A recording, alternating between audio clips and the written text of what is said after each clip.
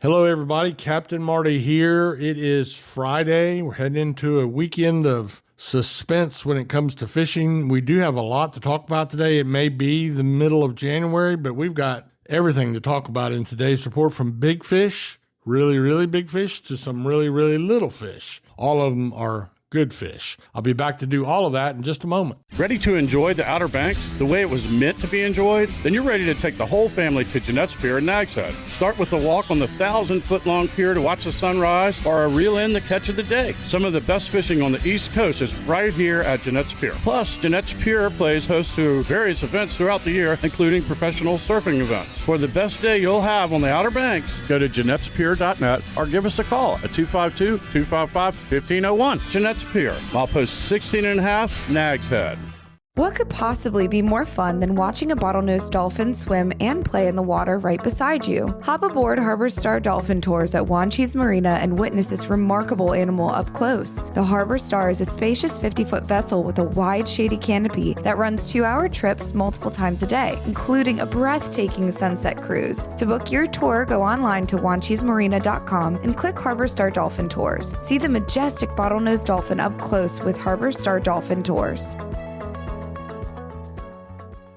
All through the year, start off with the offshore report, and we have been doing that, but we've been talking primarily about Oregon Inlet, the boats fishing out of Oregon Inlet and the marinas there, and we've been talking about some world-class giant bluefin tuna. We've been talking about people coming from all over the world to fish for them: Africa, South Africa, Japan, Europe.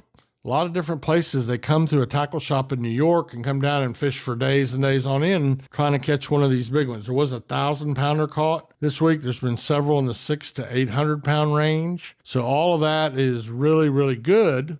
And there's been a scattered yellowfin tuna caught as well. So we've talked about the bluefins up to 1,000 pounds. We've talked about the yellowfins, and they're 40 to 60-pound average. You know, I haven't been getting much out of Hatteras, and it's a little bit hard to find contacts down there this time of year. So my friend Captain Joey Belton, who runs the Haphazard, told me, you ought to call Andy Pylan down on the good times at Odin's Dock. And I said, I will. He said, he'll give you a good report. So I did call Andy, and I was really enjoyed my talk with him last night. He was out bluefinning yesterday out of Hatteras. But before I get to that, he also mentioned that they've been doing really well on the blackfin tuna as well. Now, the blackfins are the smallest. They're 12 to 25 pounds, and they were deep jigging them, but the problem was they were getting eaten off by the sharks, getting only 2 out of 10 to the boat. So they switched over to standard trolling. They did a lot better, and they've been catching a lot of the blackfin tunas. And there's some boats doing a little king mackerel fishing down that way as well. But yesterday, and like many days, which I've been underreporting a little bit, they've been doing some good bluefin tuna fishing too. Now keep in mind, the 73-inch mark is really important, because if you catch a bluefin tuna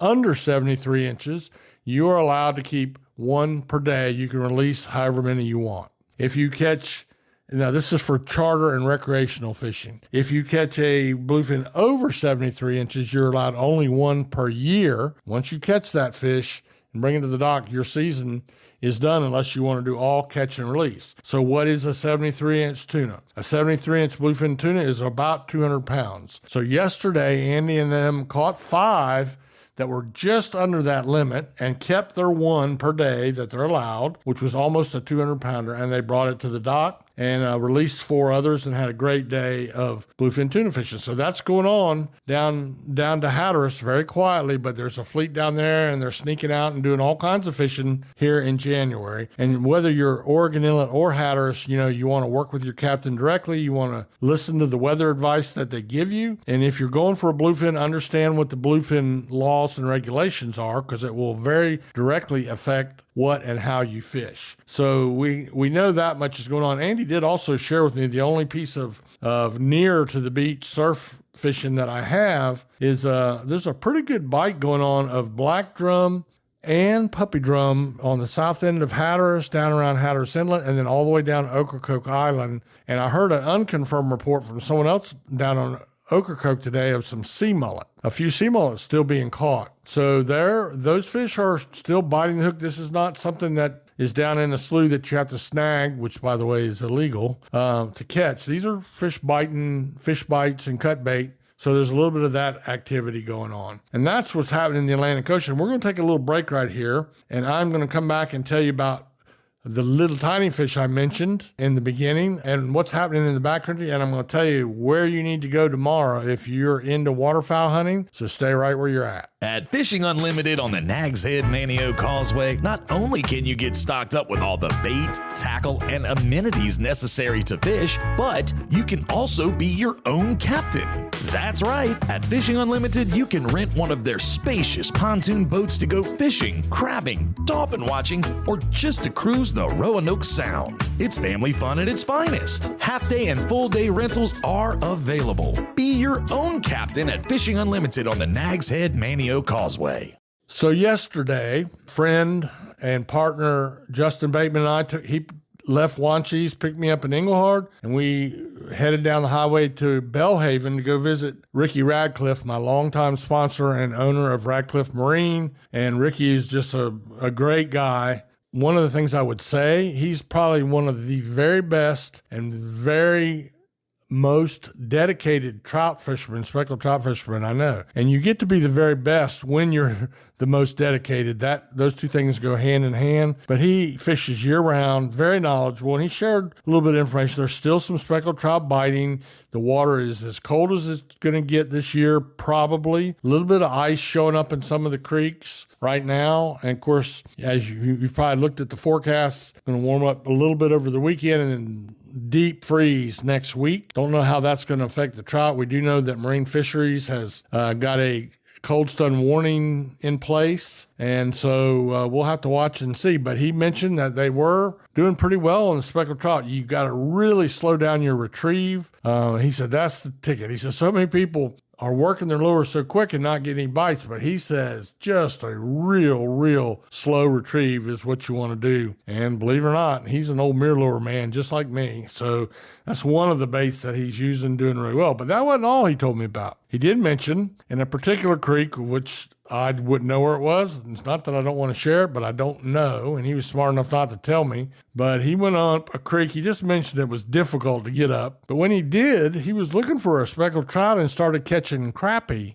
on his mirror lure. And not just one or two. He caught a bunch of crappie on his mirror lure. And so I hope that perks up some ears. Most people know that we get into February is when the crappie really start biting, but this is an early sign and a good sign. So he said that if you'd had a bucket of live minnows like a lot of the crappie fishermen use, you would have killed them. So I'll say that, and you figure out the rest of it. But that is what happened in the backcountry and inshore as far as I know. And I mentioned also at the beginning that we have this weekend. Tomorrow is the Mattamuskeet Decoy Festival. We've been talking about a little bit this week, put on by the Hyde County Waterfowl Association, a nonprofit, and it will be in the Mattamuskeet School. That's high school, elementary school, middle school. It's all in one building right there at the foot of the lake. You know, it's in the gym auditorium area. They do it every year. It's a lot of fun. There'll be some decoy carvers there. There'll be some demos on how that's done, swapping, trading, buying, and selling decoys. They're going to have a swan calling contest. There'll be art for sale, a silent auction, lots of concessions there where you can get hot dogs, barbecue, crab cakes. What else I got? Sausage wraps, stewed oysters. You get all of that. You just pay at the concession for the food. And then the price to get in the door, $5. Can't beat that. 9 to 5 tomorrow, January the 18th, 9 to 5 at the Mattamuskeet School on Highway 264, and that would be west of Englehard. I recommended yesterday you go take the sightseeing way. If you're coming from the beach, go over to Columbia on Highway 64 and then head south on 94, Highway 94, straight down across Lake Mattamuskeet. And when you cross the lake, which is a beautiful drive, 7 miles across that lake, when you come out on the south end, you'll come to the stop sign at Highway 264, and then right there to your right will be the high school. And so you can